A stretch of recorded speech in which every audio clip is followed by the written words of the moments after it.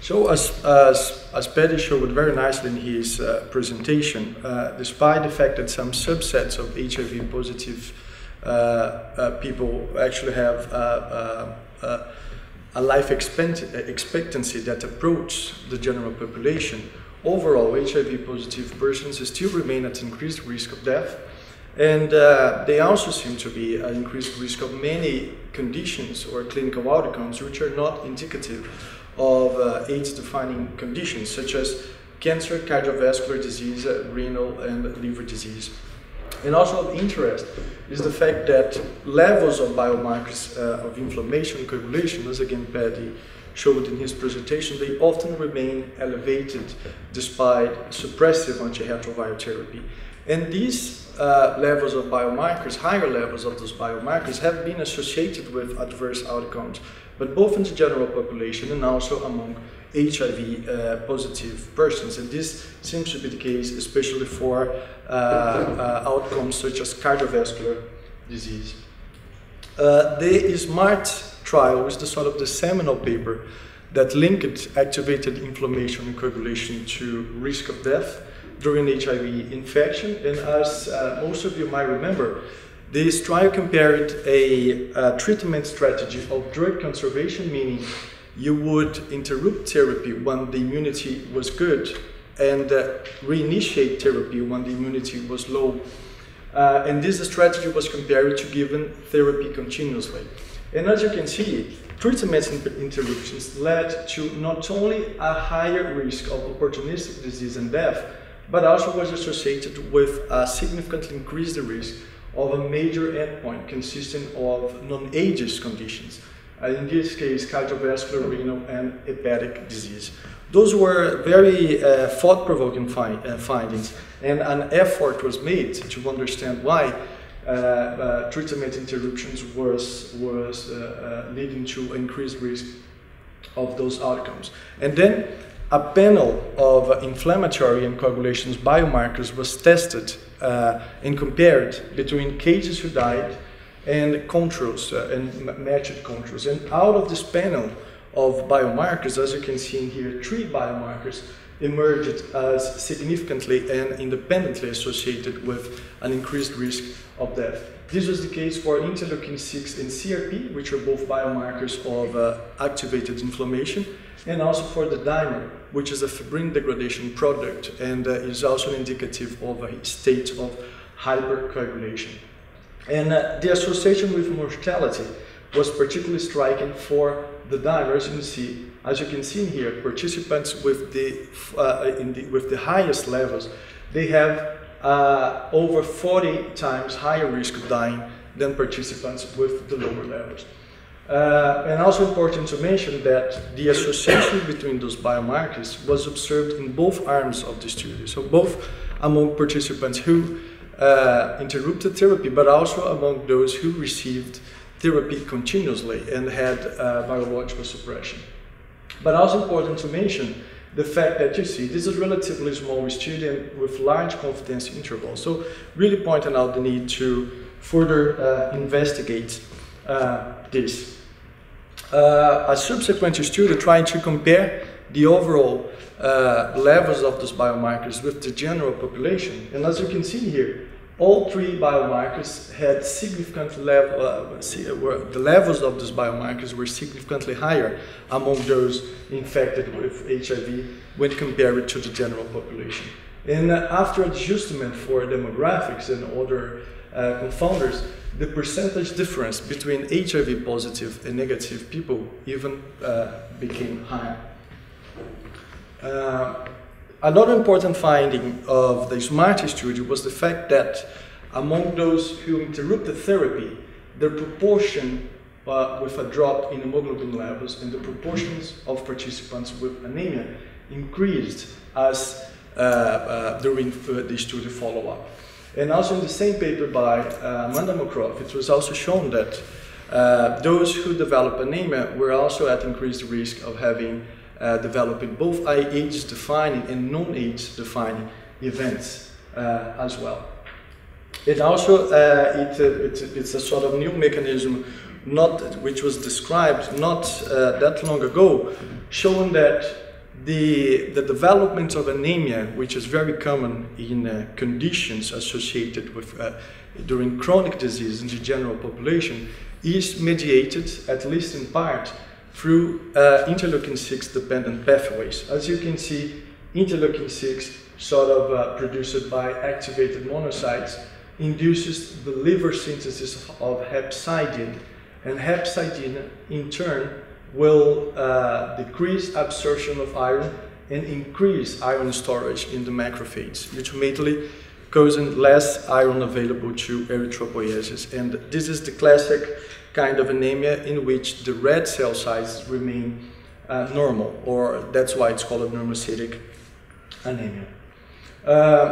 Another pathophysiological process that also occurred among participants who interrupted treatment in Støt was the development of thrombocytopenia. And as you can see here, while among those participants that received therapy continuously, the platelet levels remained stable, those that interrupted therapy, the platelet count decreased significantly. And also important to mention was the fact that the degree of platelet decline, as you can see in the change of log platelets, was inversely correlated with the dimer levels. So the more platelet declined, the higher was the levels of the dimer. In this study, because of the relatively low number of outcomes, it was not possible to investigate the relationship between platelet kinetics and the risk of clinical events. So therefore, when I came all the way to Brazil about over 3 years ago, I sat with Jens, we discussed it, and then we agreed that we sort of, the main aim of my PhD should be to try to shed further light in the association between activated inflammation and coagulation and the risk of clinical outcomes during HIV infection. And we were particularly interested in tackling this process through different aspects, from different angles. So first, we hoped to have a look into the drivers of hypercoagulation, as demonstrated by increased dimer levels. And we were particularly interested in looking into what are the contribution of HIV-specific factors versus factors which were independent of HIV or were more related to the host. And we also hoped to have a better understanding on the potential contribution of activated inflammation and coagulation and the development of anemia on the basis of these data that had been shown to be the case in the general population. And finally, to explore associations between activated coagulation, in this case as demonstrated by both a higher dimer levels and lower platelet counts, as well as the contribution of activated inflammation as demonstrated by higher levels of interleukin-6 and CRP, and the development of non-AIDS defining conditions. In this case, with a special focus on cancer, because cancer is now a sort of leading cause of HIV, of death among people with HIV disease.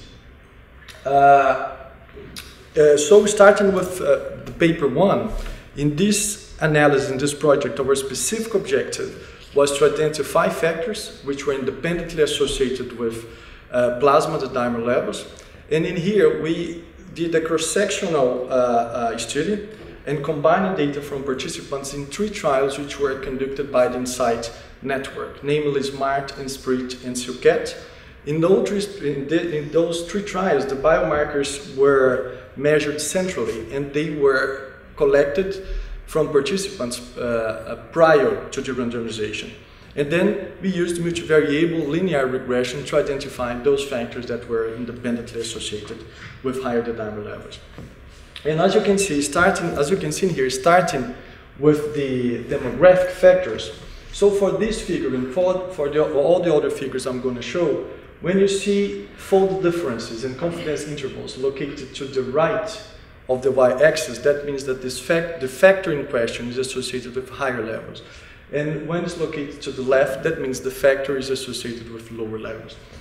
And as you can see, we found that older age, black race, and female sex were all associated with significantly higher the dimer levels. And this was consistently seen in the fully adjusted models using different data sets.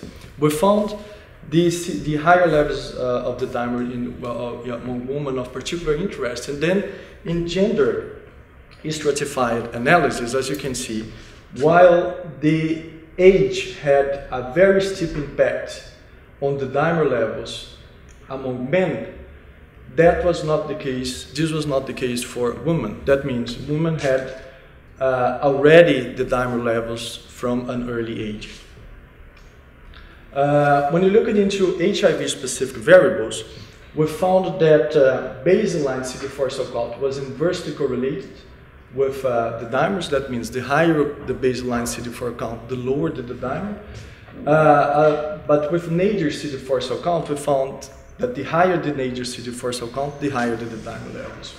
There was no difference between protease inhibitor-based or any NRTI-based antiretroviral therapy, but participants not receiving antiretroviral therapy at baseline and with HIV RNA above 500 copies had significantly higher of the dimer, showing that uncontrolled HIV infection is an important driver of higher the dimer levels. We then looked into comorbid conditions, and as you can see, smoking, cardiovascular disease, and diabetes were not associated with higher the dimer in adjusted models. But poor renal function, as demonstrated by lower EGFR and hepatitis B and hepatitis C co-infection, were all associated with significantly higher levels of the dimer. And then looking into the specific subset of hepatitis B and hepatitis C co-infected participants, what we found was that the degree of liver damage, as demonstrated by higher levels of hyaluronic acid, but not the viral load of hepatitis B and hepatitis C virus, was associated with significantly higher levels of the dimer. So for this investigation, our main conclusions were that demographics and controlled HIV infection, Hep B and hepatitis C co-infections, and poor renal function were independently associated with higher plasma levels of the dimer, and therefore the hypercoagulable state seen in HIV infection is most probably determined by a complex interaction between HIV-related and host or another HIV-unrelated factors. Moving on to paper 2, here we had a specific objective of assessing the relationship between the 3 biomarkers and the presence and type of anemia at baseline.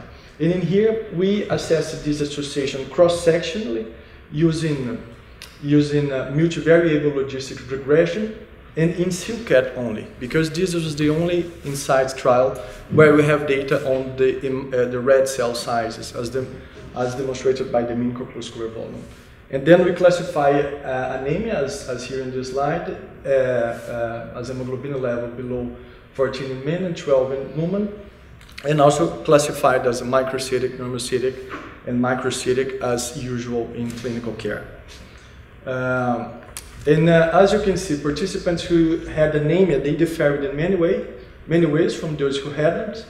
They were older, they were more likely to be black and less likely to be female. They had lower baseline CD4 cell counts and were also more likely to be on zidovudine therapy. And also, the levels of the 3 biomarkers were significantly higher among participants with anemia when compared to those without anemia. Looking into the associations between biomarkers levels with the odds of anemia at baseline, you see we found no associations between CRP and the presence of anemia. All the confidence intervals crosses y-axis at 1. But with respect to the dimer and interleukin-6, we found that higher levels of both biomarkers were independently associated with significantly higher odds of anemia. And this was the case not only for participants with normocytic hemácias, which was the sort of our previous hypothesis, but that was also seen among participants with microcytosis. Because zidovudine, one of the most common manifestations of zidovudine toxicity is the development of macrocytic anemia, we redid analysis excluding those receiving zidovudine, and the results remained the same. And the association between the biomarkers and anemia was not linear, because as you can see, participants with the highest quintiles, they have a much higher proportion of anemia than participants with the lowest quintiles of biomarkers levels. So our main conclusions in these investigations were that higher interleukin 6 and the dimer, but not CRP, were independently associated with apparently all types of anemia, and therefore lower hemoglobin levels might provide a sort of indirect evidence of activation of inflammation and coagulation during treated HIV disease. Now moving on to paper 3. Here our specific objective was to assess the relationship between platelet counts, in this case last or current platelet count, with the risk of developing both AIDS-defining and non-AIDS-defining conditions during HIV infection. In this case, the statistical analysis was done using multivariable Poisson regression in order to quantify the associations between platelet counts and these outcomes. And this analysis was done in, using the Eurocida dataset, which is a large heterogeneous HIV cohort with around 19,000 participants, and with a number of outcomes that gave us power enough to look into this. And also important to mention is that we also did this secondary analysis lagging platelet counts 12 months before the clinical endpoint. And this was done to assess the possibility of reverse causality, which is the fact that rather than truly preceding the outcome, the lower levels of platelets being due to the outcome itself. Therefore, by censoring platelet counts up to 1 year before the occurrence of the event, we try to sort of correct for this potential bias. In this case, as you see, participants who developed thrombocytopenia during follow-up, they also differed in many ways from those who didn't have thrombocytopenia. They were younger, they were more likely to use IV drugs, they were more likely to be white and come from Southern Europe, and also to have hepatitis C co-infection and prior AIDS. They were also more likely to be smoking and less likely to be on antiretroviral therapy, and also to have HIV RNA suppressed. They also have lower baseline CD4 cell counts and also lower platelet counts at baseline. And then when we look into the associations between AIDS-defining events and non-AIDS-defining events, and categorized the platelet counts into 4 categories, and here in this case thrombocytopenia was defined as platelet counts below 100,000. You see that what we found was a sort of reverse J-shaped association. So both in crude and adjusted analysis, you see participants with low platelet counts and also participants with platelet counts above 300, they had a significantly increased risk of AIDS-defining and non-AIDS-defining events. But also of note, if you see, the incidence of non-AIDS-defining events combined was much higher than the incidence of AIDS-defining events. When you look into the time-lagged analysis, the association between thrombocytopenia and AIDS-defining events became no longer significant, as well as the association between higher platelet counts and AIDS-defining and higher platelet counts and non-AIDS-defining also became non-significant. The only association that remained in those time-lagged analysis was the association between thrombocytopenia and non-AIDS-defining events. Because, of course, uncontrolled HIV infection could be a potential contribution, we also looked into analyses which were restricted to participants receiving antiretroviral therapy with suppressed viral load and CD4 cell counts above 200. Because in this case we could sort of adjust for the sort of noise of untreated HIV infection, and the results were very consistent. We then looked into the two major kinds of non-AIDS defining events in the data set, namely cardiovascular disease and non-AIDS defining cancer. And as you can see in here, no association between platelet counts and cardiovascular disease. They cross one, the y-axis, the x-axis at one.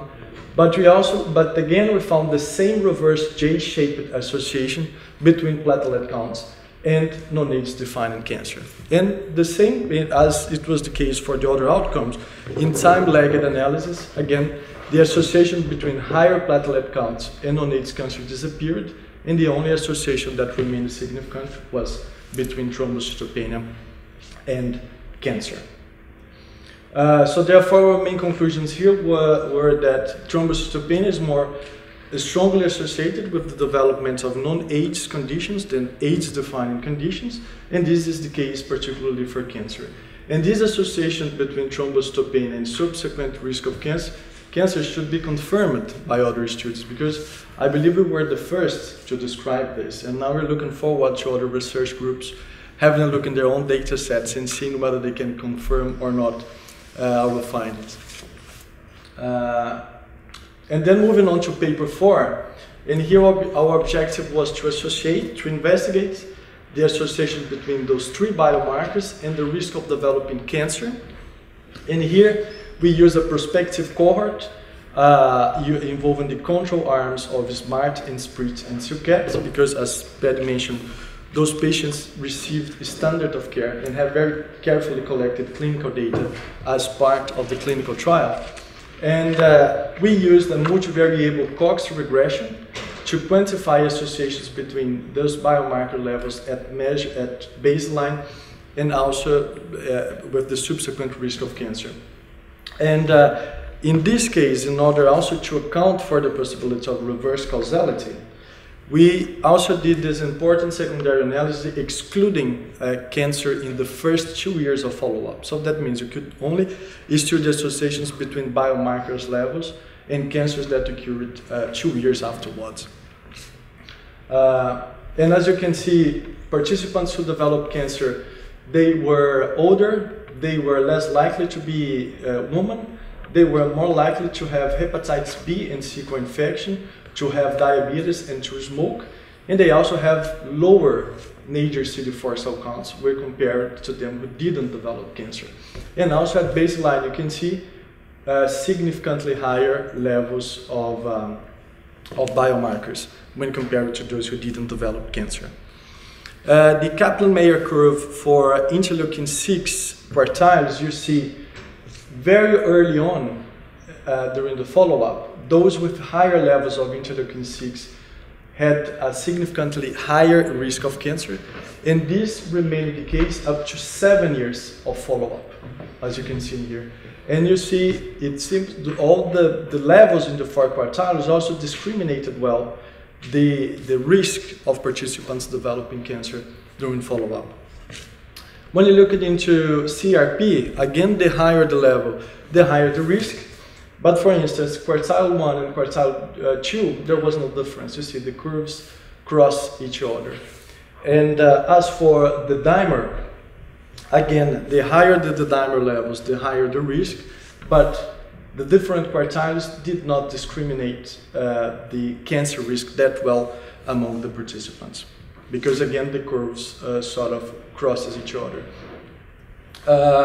And then looking into analysis stratified according to follow-up, first 2 years and after 2 years of follow-up, as you can see, CRP was associated with increased risk in both follow-up periods, and the dimer was associated with a significantly higher risk of cancer in the first 2 years of follow-up only, but that association was no longer significant after 2 years of follow-up.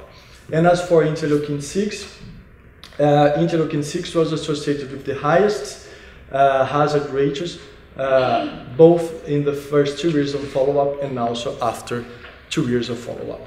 We also grouped the cancer outcomes into infection-related and infection-related, and also in various adjusted analysis for confounders and traditional cancer risks, and the results were pretty consistent.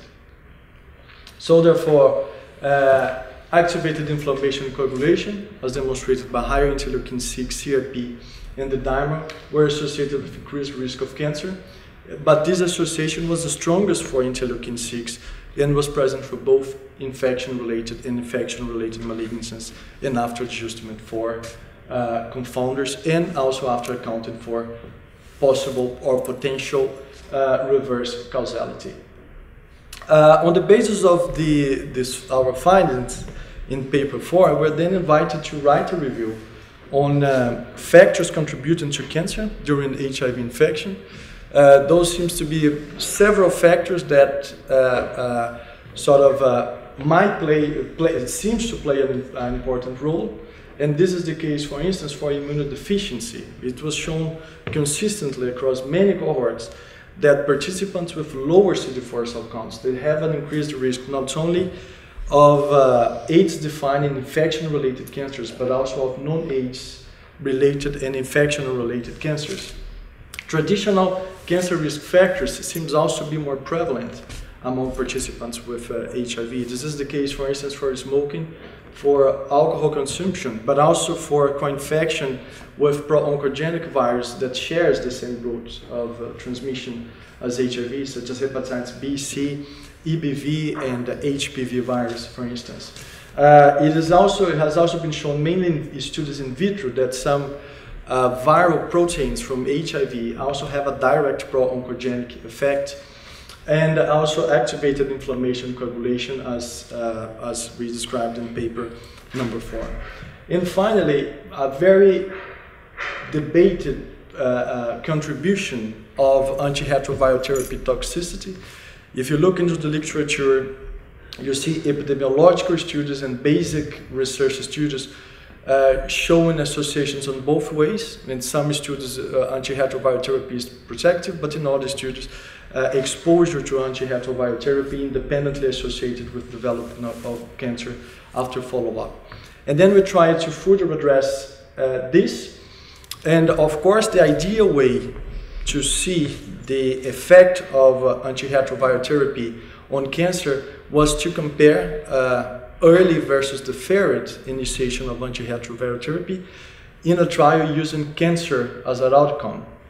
This trial doesn't exist, and then we look at, by the time we wrote the review, into sort of trials that had reported the cancers, and in this case, non-AIDS-defining cancer outcomes among participants who were randomized to receive antiretroviral therapy immediately or to defer antiretroviral therapy. And as you can see, by that time, there was a very low, small number of events, and then we couldn't basically conclude anything because there was no difference, but that could have been attributed, of course, to the lower case, to the lower number of cases.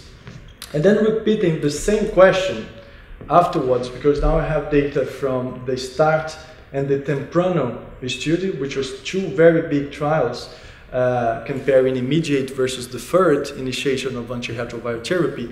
It seems that immediate antiretroviral therapy does reduce the risk of non-AIDS defining cancer, and this reduction is around 40%.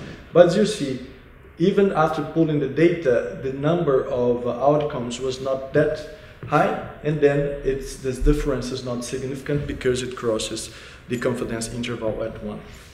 But then, if you look into all cancer types, the answer is very clear. Immediate antiretroviral therapy does reduces the risk of developing all cancer types, and it does it so by in a very, very substantial and expressive way. So the risk reductions is about 60%. So this shows that in terms of when you group all cancer types, the benefits of the immediate antiretroviral therapy is very robust. The work in this thesis has strengths. namely large sample size, also heterogeneous HIV populations from across the globe. So we believe that our results are generalizable to other populations. The data, clinical data, was carefully collected, both in the trials but also in the Eurocida. And also the studies, papers 3 and 4, had very long follow-up period, which is a sort of strength. But as every scientific enterprise, there was also several limitations. And papers 1 and 2 were cross-sectional, so we could not assess associations between biomarkers and outcomes across the time. We had not much information on causes of anemia and also in thrombocytopenia, particularly alcohol consumption, which could have been an important cause of thrombocytopenia in our studies. There were also small numbers of individual cancers, so we have to group them into broader categories, and then that means putting together highly heterogeneous cancers. And finally, all this is observational data, and despite the independent and the strongest associations, we can of course not claim causality. In terms of perspectives, we believe that we need a better understanding of the impact of hepatic dysfunction on the hypercoagulable state seen during HIV infection, and it's particularly the case because patients with hepatitis B with HIV, they have more conditions leading to hepatic dysfunction than the general population. We also need to better understand the causes of anemia during HIV infection and how they what's their interplay with activated inflammation and coagulation. Also the strength of the associations between these biomarkers and the different clinical endpoints also needs to be assessed, because this could help us to address the question as to whether does inflammation coagulation contribute in a general way to the development of multiple diseases, or it is more strongly associated with specific pathologies. This is still very unclear now. And also a better understanding of the pathophysiological mechanisms underlying the development of thrombocytopenia and how they play with the risk of cancer during treated HIV disease. And then starting with HIV and how HIV increases inflammation and coagulation is a very difficult thing to understand, and especially how is the kind of the nature of the association between activated inflammation and coagulation and the developments of anemia, thrombocytopenia, and clinical outcomes such as cancer, cardiovascular disease, and death. Is this association causal, or is just a sort of epiphenom or bystanders of many other pathophysiological processes that can be linked to both enhanced inflammation and to an increased risk of clinical outcomes? I think that nobody has no clue about what is the answer, and therefore we need clinical endpoint driven trials to determine whether adjuvant antithrombotic and anti-inflammatory therapies that lower levels of those biomarkers can reduce morbidity and mortality during treated HIV infection. And those trials are urgently needed for two main reasons. First, they could help to define the role of those adjuvant therapies in the management of people with HIV, but also to shed light into the biology of the process, because if such therapies reduce biomarkers levels and reduce risk of clinical events, the inflammatory hypothesis of cardiovascular disease and cancer will of course be strengthened. So that's what I have to say. I'd like to thank my supervisor Jens for being an extraordinary supervisor and for all the opportunities I was given during this PhD. At SHIP I had the opportunity to work with an international HIV research and engage with world-class HIV experts from many places, from Europe and US, and I think that I had learned lessons for the rest of my life in this whole process. Lars Peters as well, for our very good discussions on during the PhD, and especially the questions related to hepatitis B and hepatitis C co-infection. Andrew Phillips and Jem O'Connor have been working together during the entirety of PhD, and they had, of course, contributed with excellent statistical expertise to some of those projects. Jim Newton, Debbie Wentworth, and Gary Collins, we worked also closely together in some of these papers, particularly the papers using data from the INSIGHT trials. And also I'd like to thank Amanda McCroft for her excellent statistical guidance in the platelet project. I would also like to thank all my colleagues at SHIP. I mean, it has been wonderful working with everybody in the last 3-4 years. And I'd like to thank especially my PhD colleagues and Jesper Grahup and also Mary and Pew for the work we did related to the START. Eurocida Study Group, all my co-authors for the very insightful discussions, and finally the Research Council at Reis Hospitalet for giving me a grant during this PhD. So, and thank you everybody for taking the time for coming and to watch my defense. Yeah.